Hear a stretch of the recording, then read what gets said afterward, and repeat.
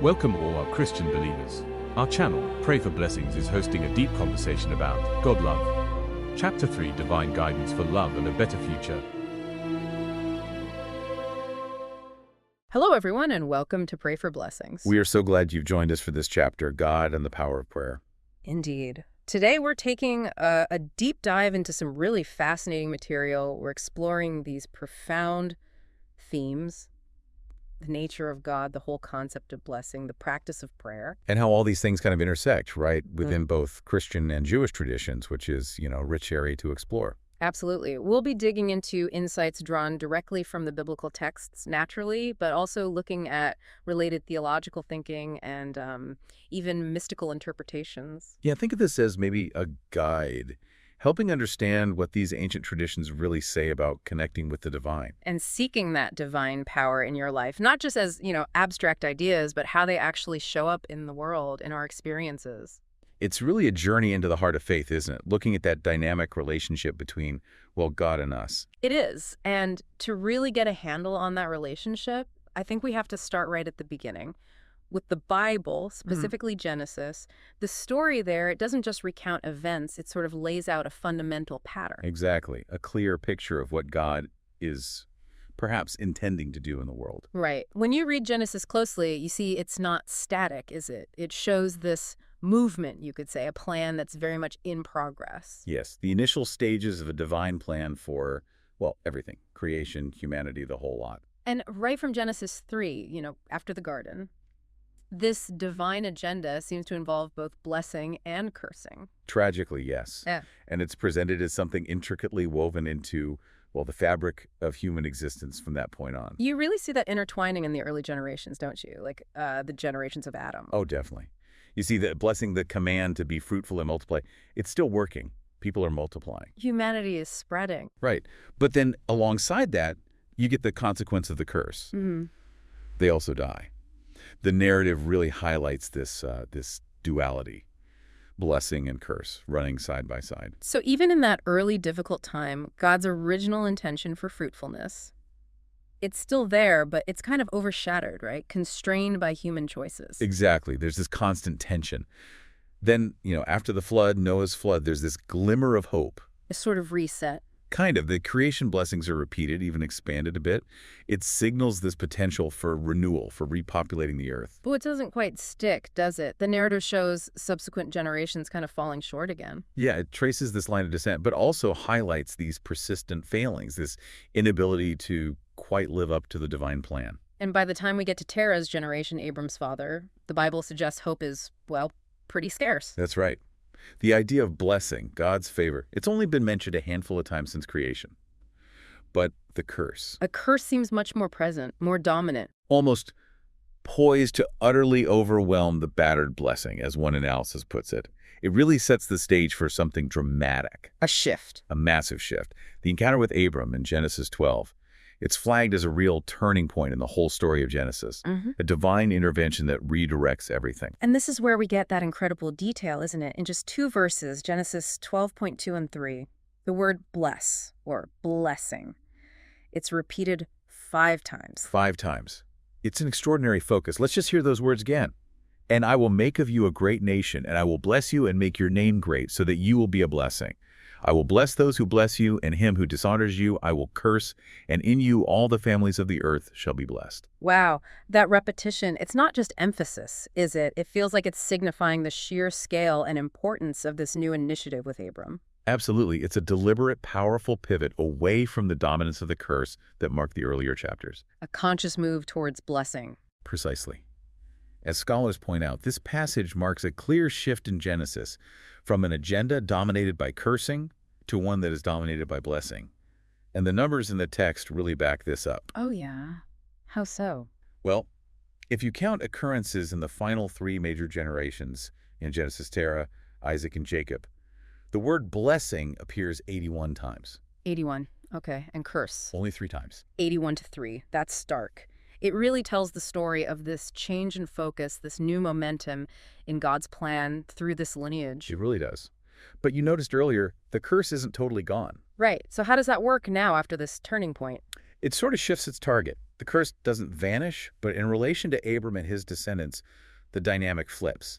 The promise specifies that the curse now will rest on anyone who dishonors the Blessed One. Ah, okay. So becomes a consequence for opposing God's chosen people rather than the default state for them. Exactly. Blessing becomes the active driving force expanding outwards, and cursing is directed against those who resist that blessing. Okay, so this clearly establishes God as the initiator, the one driving this plan of blessing. But what does it really mean, maybe on a deeper theological level, for God to be the source of all this?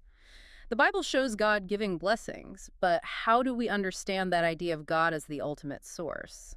That's a great question, and this is where exploring some insights from Jewish mystical thought, particularly Kabbalah, can offer a really fascinating perspective.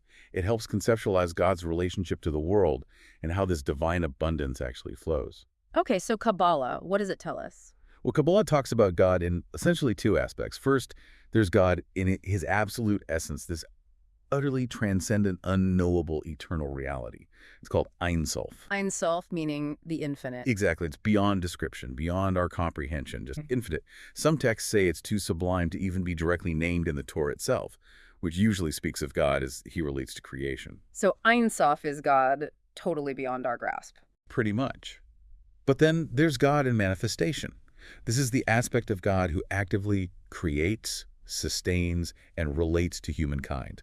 This is the God we can, in some way, know and interact with, the revealed God. And how does this manifested God connect with the world, with us? Through what Kabbalah calls the Sephirah. These are described as 10 divine emanations or attributes or dimensions. They're absolutely central to understanding how God interacts with creation in this view. 10 Sephirah, are these like separate entities? No, that's crucial. They are not separate gods at all. They're seen as 10 ways the one God reveals his will through emanations. Think of them like spiritual degrees or lights, each carrying a particular sensation of the Creator, reflecting qualities like wisdom, understanding, love, strength, beauty, and so on. They're the building blocks for understanding the divine structure. Okay, so they're like channels almost. Channels through which the infinite Ein Sof acts and reveals himself. That's a really good way to put it. And flowing from Ein Sof through the Sephirot is this continuous living stream of divine light, energy, and goodness. This flow is called Shifa. Shifa. That sounds abundant. It means exactly that: flow, bounty, abundance. It's defined as the continuous flow of divine light, energy, and beneficence from Ein Sof through the Sephirot into all levels of creation. It's seen as the very life force of the universe. The energy that sustains everything. Exactly. And crucially, it's understood as a primary manifestation of God's fundamental desire to bestow abundant good upon his creatures. Wow.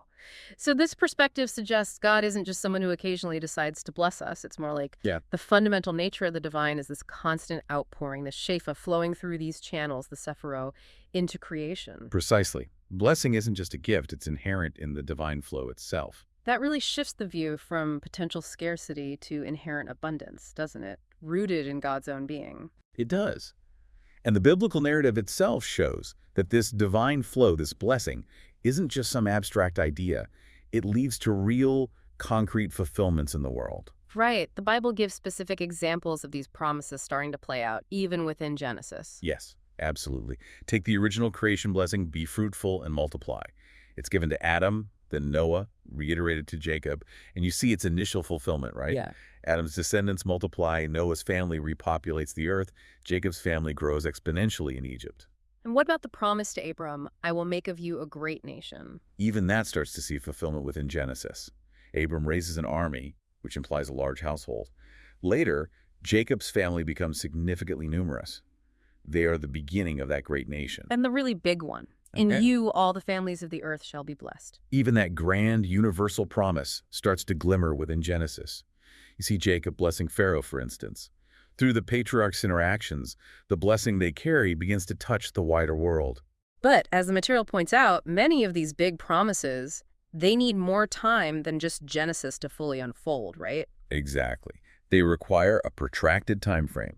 They continue to develop throughout the Old Testament, and later events are often explicitly linked back to these patriarchal blessings. So Genesis lays the foundation, shows the initial signs, but the full picture takes much longer. Precisely. And here's a profound insight. These later fulfillments aren't seen as totally new things. They're ultimately understood as fulfilling the original creation blessings. The patriarchal blessings kind of restore and channel those primal divine intentions. So the story of Israel isn't separate from the purpose of creation. Not at all. Genesis 35 links Jacob's purpose, be fruitful, multiply, form a nation, directly back to the seminal purpose of the entire creation. It's about filling the land with a particular people for God. Okay, it sounds like this divine blessing is this incredibly powerful, persistent force driving history. But Yeah. does it just happen automatically, regardless of what people do? That is the million-dollar question, isn't it? And the Bible and the traditions that follow really wrestle with this. On the one hand, the material states God's blessing is always effectual, meaning, If God blesses someone, they receive it, period. right, God has never blessed a person who did not receive that blessing. However, its activation, its full manifestation in someone's life often seems to await human obedience. Okay, so our response matters. The potential is there, the power is there, but our choices affect how it unfolds. Precisely. Look at the contrast with Adam and Eve. They were in a state of incredible blessing, but through disobedience, they effectively rejected God's blessing. And suffered the consequences. Right, the curse on the ground, hardship, mortality. Although it's important, the text notes they weren't personally cursed, and they did still receive blessings, like having children. So disobedience hinders the experience of blessing. Definitely. Now, contrast that with the patriarchs, Noah, Abraham, Isaac, Jacob. The material is very honest about them. They're described as flawed people. They had wrong desires, fears, pride, made mistakes. By rights, maybe they deserved cursing sometimes. You could argue that. They deserved the cursing which others received, yet they are the main recipients of this massive outpouring of blessing. So what was the difference? The key difference highlighted is that despite their imperfections, each also responded to God in faith. It was this faith, this willingness to trust and act on God's promises, even imperfectly, that allowed the blessing to be actualized in their lives. So it's a dynamic partnership. Yeah. God's power is absolute, but human faith and response are needed for it to become real in our experience. Exactly. God's power, human response. Both are crucial. Okay, so if faith and obedience are key, how do we actually do that? How do we connect with God, seek that divine power and blessing? Prayer seems like the most obvious, fundamental way. Absolutely. Prayer is consistently presented as the primary way we communicate with God. And it's not just talking. It's specifically aimed at seeking divine intervention, asking for God's help, God's action. How is it defined generally? Broadly, as raising one's mind and heart to God, Yeah. or simply requesting good things from God. And it's not seen just as a duty, right? No, definitely not. Mm. The material stresses it's considered a privilege before a duty. This is an amazing gift that we can approach God. And in Christian thought, this idea of continuous devotion isn't just a task, it's an attitude. And there's that lovely phrase, Which one? God is always more ready to hear than we to pray. Always more ready to hear than we to pray. That really speaks to God's openness, his desire for connection. It does. And both traditions, Jewish and Christian, have developed, structured ways to pray alongside that freedom for spontaneous communication. Like fixed prayer times. Yes, that's ancient. Jewish tradition heavily influenced early Christians here. Early on, Christians recited the Lord's Prayer multiple times, daily, 9 a.m., 12 p.m., 3 p.m., following Jesus' model. Echoing Jewish prayer times. Exactly. And that evolved. Drawing on Psalm 119, 7 times a day I praise you, the practice of praying at 7 fixed times throughout the day and night became common in the early church. 7 times. Upon rising, evening, bedtime, midnight, and the 3rd, 6th, 9th hours. That's weaving prayer deeply into the rhythm of life. It formed the basis for what became the Christian daily office morning and evening prayer. These are established rites for church services or individual use, involving scripture, confession, praise, thanksgiving, petition, intercession. Clergy, historically, were expected to pray these daily. So a lot of structure, but also room for personal needs. Oh, definitely. Christian tradition has occasional prayers for specific personal situations needing renewal, guidance, strength, help with anxiety, family prayer, blessing meals. Those are fundamental too. And alongside all that structure is the vital space for spontaneous prayer, the ability to just cast anxieties to God at any time. That continuous connection, being able to reach out anytime, reinforces that idea of devotion as an attitude, doesn't it? It really does. Beyond the how and when, what about the why? What are the key attitudes needed for effective prayer, and what are the maybe deeper benefits beyond just getting what you ask for? A really crucial attitude that comes up is surrender. surrendering worries, anxieties, learning to trust in God's divine plan and timing, even when it's hard. Accepting his control, trusting his will is good, even if we don't understand it. Exactly. And seeking strength. The material mentions praying for strength to keep trying, especially in difficult situations like infertility. Prayer builds resilience. So it changes us, strengthens our inner state, not just our circumstances. Precisely. The benefits described include things like emotional healing, finding inner peace. These are profound effects. The ultimate goal isn't just getting stuff from God. It's about aligning with God's will, experiencing inner renewal, seeking grace, guidance, mercy, deliverance. It's about transforming the person who prays. That transformation piece is huge, but Jewish mystical thought, Kabbalah, seems to take it even further, suggesting prayer doesn't just change us, but can actually affect, well, reality itself, the spiritual realms. Yes, this is where Kabbalah adds a really fascinating layer. Now, the traditional understanding of the Hebrew word for prayer, hitpalo, it means to judge oneself, emphasizing that primary goal of transforming the person. Right, changing the one praying. But the Kabbalistic view suggests prayer does more.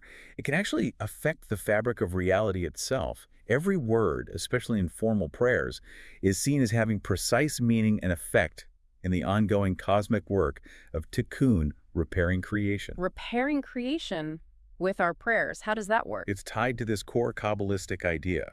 An awakening from below causes an awakening from above. Meaning our actions down here affect things up there. Sort of. Human actions, especially righteous deeds and sincere prayers, the awakening from below, are believed to stimulate a response in the higher spiritual realms. Specifically, prayer is thought to encourage a zivug above, a spiritual union between the Creator and the Shekinah, the divine presence in the world. So our prayers facilitate a kind of divine cosmic connection. In this mystical framework, yes. And this union, sparked by our prayers, is said to fill the Shekinah with light. This influx of divine energy is then seen as leading to the birth of new souls and sustaining the vitality of all creation. That's a breathtaking concept. The prayer isn't just asking, but actively participating in cosmic life-giving processes. It gives prayer immense significance. The Zohar, a key Kabbalistic text, offers examples. It says, Isaac's prayer hollowed out a passage to Mazal that bestows children. Mazel here is like a channel of joy and fortune or destiny. So prayer can open up channels for specific blessings, like children. That's the implication. Earnest prayer, even from someone may be considered unworthy if a righteous person is also praying, can influence these divine pathways related to conception. That connects directly to something you mentioned earlier. Prayers specifically for conception seem quite prominent in the material. They do. The path to parenthood is often so charged with hope and anxiety, it naturally becomes a focus of prayer. The Christian view emphasizes prayer as a source of peace and hope during that journey, trusting God's timing, His power being infinitely more than we can imagine. And there are specific types of prayers mentioned for Christians in this situation. Yes, several. Prayers for patience and trust, asking for strength to wait and surrender. Specific prayers for fertility, blessing the body, removing obstacles. Prayers for emotional healing from fears and disappointments, seeking guidance and wisdom for decisions, medical or otherwise. Prayers of surrender, letting go of control. Prayers for strength in the waiting. Does it include praying for miracles? Absolutely. Yeah. Prayers for miraculous conception are mentioned, drawing on biblical stories like Sarah and Hannah. It's about faith in God's power to work beyond the natural, even faith like a mustard seed. And then prayers for a healthy pregnancy, a healthy baby, and crucially for the health and love within the marriage itself. And prayers asking for children as a gift and wisdom to raise them for God. That really covers the emotional and spiritual landscape of that journey. What about the Jewish mystical perspective on bringing children, tying back to Kabbalah? It sees it as deeply rooted in divine orchestration. The Zohar teaches souls exist as pairs before God, are separated, and God reunites them for marriage. Living righteously, following the path of truth, is seen as helping facilitate this reunion and the bringing forth of children. So our spiritual state helps enable this divine process. Yes, procreation is a mitzvah, a command be fruitful and multiply. It's a spiritual act that brings new souls and stimulates spiritual light. Children are a heritage, a gift. And this ties right back to that Kabbalistic idea of prayer. The awakening from below stimulates the union above, leading to new souls. The examples of Isaac influencing Mazel, Rachel, and Abraham overcoming predictions through faith all reinforce this connection between prayer, faith, and conception. It's a powerful picture of human action, spiritual dynamics, and divine will all interwoven. So prayer is clearly central. But is it the only way we engage with God's plan or seek blessing? Not at all. The material really emphasizes that seeking God's presence goes beyond just set prayer times. It involves cultivating an attitude, a way of being. There's a Christian concept discussed, being rather than doing daily devotionals. Being rather than doing. What's the distinction there? It questions the idea that our connection to God is mainly defined by, say, a specific 15-minute quiet time each morning. The Bible doesn't necessarily prescribe that rigid structure. Instead, it highlights the privilege of casting anxieties to God anytime. And the idea that God deserves more than just a slice of our day. Exactly. Right. We owe God much, much more. His claim is total. He's always watching, so no moment is outside. His awareness, trying to box our God time, might miss the point of a life lived with him. So it's about continuous devotion and ongoing attitude. Yes. Being devotionals include set-aside times, sure, but also all the minutes and hours of life. It's about integrating faith into daily existence. How does that look practically? Examples given include listening to the Bible daily, maybe while commuting, saying short, spontaneous prayers while waiting in line, reading good Christian books, praying briefly with family at night, even just lengthening mealtime grace to include prayers for the world. Little things throughout the day. Right. They keep us connected. They aren't seen as inferior to set times. They remind us God is near, involved, the giver of good, the redeemer of bad. That's a powerful way to think about it the whole day as an opportunity for connection. And this seems linked to how we act in the world too, right? Especially in work and business. Living our faith means being ethical. Absolutely. The material brings in some really interesting points from Jewish tradition on business ethic, from the Talmud, a whole framework for ethical conduct. What are some key principles mentioned there? Well, there's nevadat, sealing the mind, basically forbidding any kind of deception or misleading customers, not just outright lying, but creating false impressions. Going beyond just the letter of the law. Definitely. Then there's Lifnai, not placing a stumbling block before the blind. Originally about literal blindness, but applied ethically. Don't give bad advice. Don't exploit someone's ignorance. Don't lead someone into trouble or sin. Protecting the vulnerable. Exactly. And Dina de Malkuta, Dina, the law of the land is law. This obligates adherence to civil laws, taxes, regulations, contracts, civic duty as religious duty. It really underscores that your spiritual life and your work life aren't separate compartments. Not at all. And the Talmud makes this incredibly clear. It says, Shabbat 31a, that one of the first questions asked at the final judgment is, were you honest in your business dealings? Earning a living ethically, Parnasa, is profoundly important. And this ethical living, this righteousness, it ties back to being a channel for divine blessing, for that shefa you mentioned. It does, very directly. In Kabbalah, financial success, prosperity are often correlated with spiritual alignment and righteousness. Humans can act as channels for shefa by living according to God's will, being righteous, pure, disciplined. So our behavior affects the flow. That's the idea. Righteous actions, prayers, kindness, these create what are called female waters, metaphorically speaking, which draw down the divine light, the male waters, enabling shefa to flow into our world. Charity, tzedakah, is seen as a particularly potent magnet for shefa. But it's not just about the flow coming down, is it? We need to be able to receive it. Precisely. We need to become suitable vessels, kelim in Hebrew. This requires spiritual growth, refining our character, overcoming selfishness. Even life's challenges are seen, in this view, as helping build these vessels, making us capable of holding more blessing without being damaged by it. Fear, negativity, they constrict the flow. That resonates with Christian ideas too, like stewardship. It does. Think of the parable of the talents, using God-given gifts faithfully and productively, not just hoarding them. Both traditions, especially with these mystical insights, point towards something much richer than a simple work-reward model. It's not just work hard, get blessed. No. It's framed as an ethical and spiritual partnership with the divine, a collaboration. Our actions, diligence, ethics, prayer create the conditions. God's blessing, shefa, flows in response. But then we have to steward it responsibly, use it for good. It's much more integrated. Okay, so beyond ethics and prayer, are there other practices, maybe even physical things, seen as ways to connect with God's protective power or blessing, especially in Christian tradition? Yes, Christian traditions definitely have practices and objects believed to invoke God's protection and blessing in tangible ways. Not magic, but expressions of faith, channels for grace. Like what?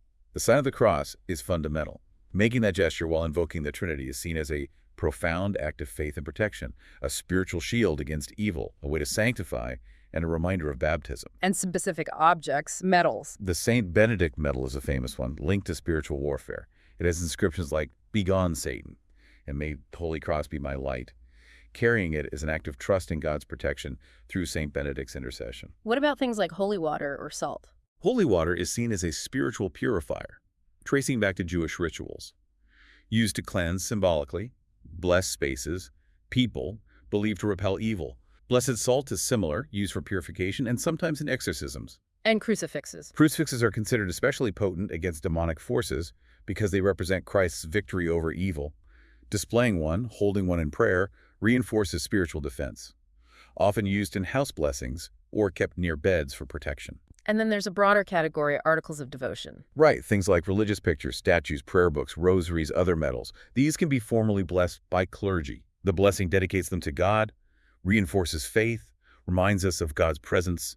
Using them manifests trust in God's power to sanctify and protect through these means. The material also lists things commonly blessed, like food, homes. Yes, food and drink, homes, workplaces, schools, hospitals, animals, pets, livestock, seeds, crops, vehicles, cars, boats for safety, and those articles of devotion we mentioned. It seems these practices weave faith into the everyday fabric of life. Exactly. They're tangible ways to acknowledge God's presence and power in all creation. They involve praising God for gifts and asking His help to use them for His service.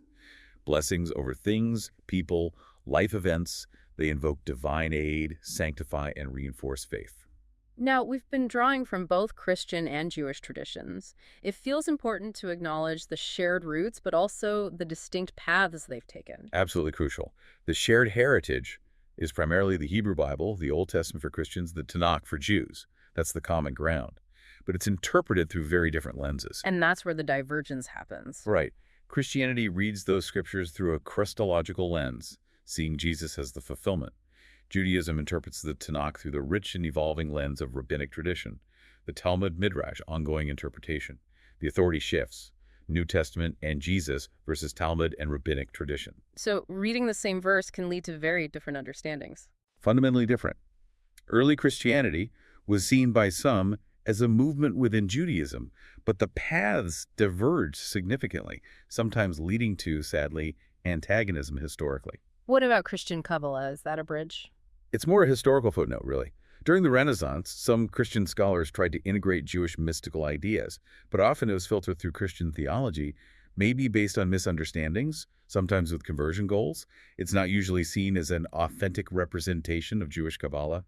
So respecting the distinctness of each path is vital. And within both, there are important warnings about misunderstanding blessing, right? It's not just about getting rich. A really vital point. The Zohar, from Jewish mysticism, explicitly cautions against this. It says material well-being, soaring elation, happiness, and success are not proof of spiritual progress if someone hasn't also gained deep spiritual wisdom, the secrets of the Torah. So worldly success isn't the ultimate measure. Not at all. The Zohar warns that taking pride in wealth or children, instead of using them for God's service, can lead to destruction. Material blessings, if not stewarded properly, become dangerous. The ultimate goal, in Kabbalah, is rejoicing in God, deriving pleasure from His presence.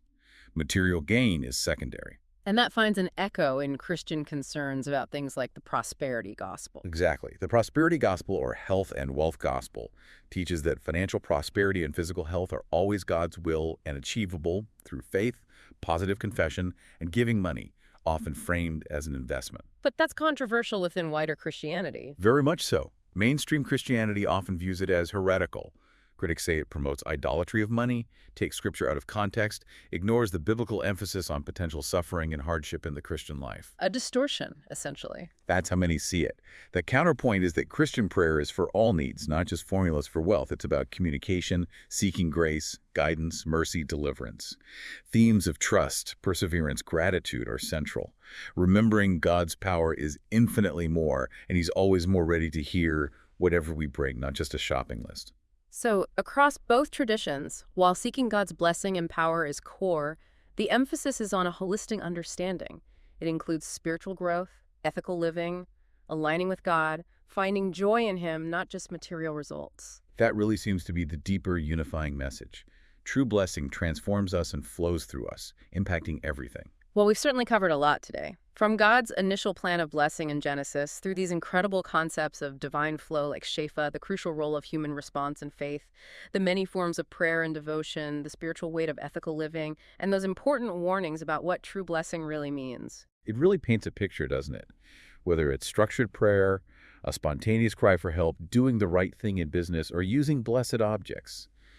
That fundamental act of seeking connection with the divine is key to experiencing blessing and navigating life. We really hope this deep dive has offered you some fresh perspectives, maybe prompted some reflection on your own journey with God and prayer, perhaps thinking about that idea of being devotional throughout the day, or how ethical actions might be seen as creating space for divine flow, what resonates most with you, something to carry into your week.